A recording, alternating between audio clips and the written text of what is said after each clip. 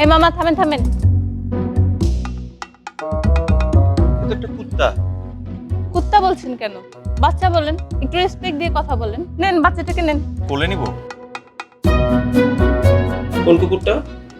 Sir একটু আগেই তো দেখলাম। নাম বলতে হবে, নাম না বললে বুঝবো কি করে? এমন ডাক্তার আমি আমার জীবনে। আমিও না। পশুর প্রতি এই ভালোবাসা ভালো জিনিস। আমরা এই পশু পাখি প্রাণী নিয়ে যে আলোচনা এটা আগাই নিতে পারি সামনের দিকে। কুত্তা লাভার সারাদিন টুরুলাভ দেখতে দেখতে মন মেজাজ পুরাটাই খারাপ। আর হ্যাঁ আইছে পশুর প্রতি ভালোবাসা দেখাইতে। একটা ইন্টারভিউ ছিল, চাকরির ইন্টারভিউ।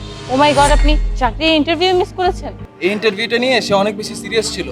আমার মেয়ের কি বিলাসিতা, রাস্তাঘাটে কুকুর বিড়াল অ্যাক্সিডেন্ট করবে আর উনি তার সেবা করবেন। তোর মন মেজাজ পুরে থাকে সারাদিন ওই মায়ের কাছে। এখন যদি হে মায়ের ব্যাপারে কিছু কই তোর মন মেজাজ খারাপ হয়ে যাবে। তুই মেয়েটাকে বল তোর এইসব প্রাণীর প্রতি ভালোবাসা টাসা এইসবই মিথ্যে। তুই তাকে অনেক বেশি ভালোবাসিস। বাবা মাকে ফোন দিয়েছিল, তোমার বিয়ের ব্যাপারটা কনফার্ম করছে। তোমার হবু জামাই আসতেছে অস্ট্রেলিয়া থেকে। আজ থেকে তুই প্রয়োজন ছাড়া আমার সাথে কোনো কথা বলবি না। আমি কিন্তু এখনই মাকে ডাকবো।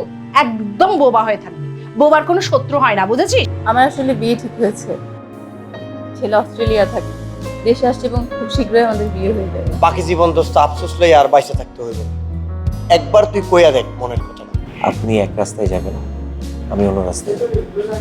আমাদের রাস্তা এক।